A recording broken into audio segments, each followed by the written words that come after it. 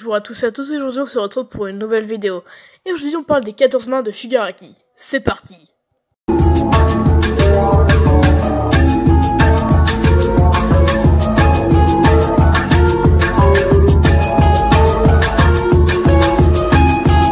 Donc, je vous avertis, cette vidéo contient du spoil.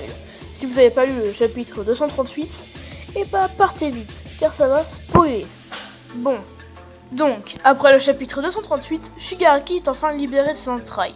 Il n'y a plus besoin de ses mains, et livrer celle qui lui tenait tant, la main de son père.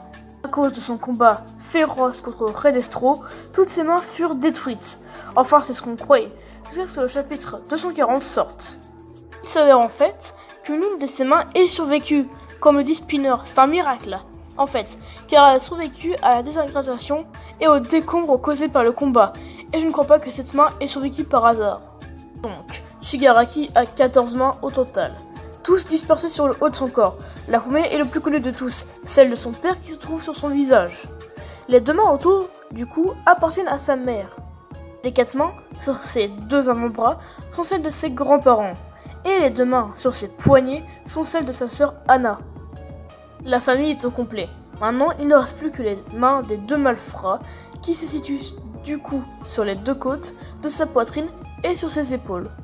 Si vous avez bien compté et que vous êtes bien attentif, il en reste plus qu'une. Et celle-ci se trouve sur l'arrière de son crâne. Mais à qui appartient cette main? Eh bien c'est la fameuse bonus offerte par All for One, car Shigaraki a malheureusement détruit l'autre main de son père. C'est là que vient le mystère. Vous voyez, ces photos proviennent du chapitre 237 et 238 vers la fin du combat.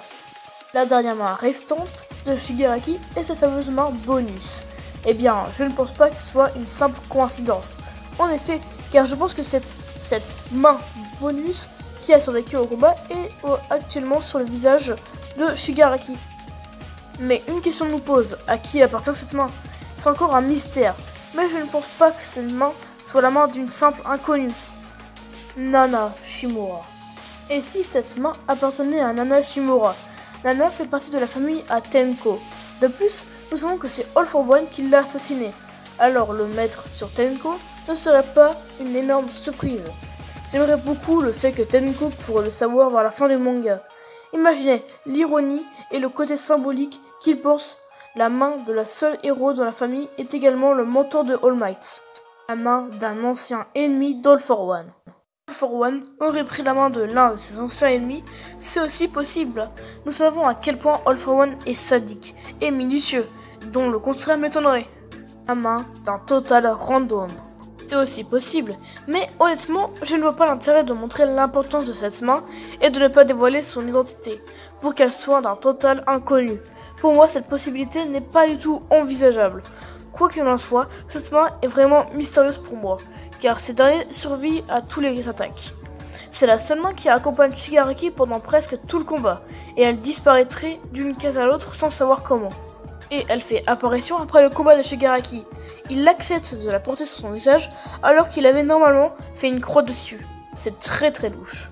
Bon, à présent, cette théorie est finie. J'espère que cette vidéo vous a plu. On se retrouve pour des nouvelles mésaventures à très bientôt.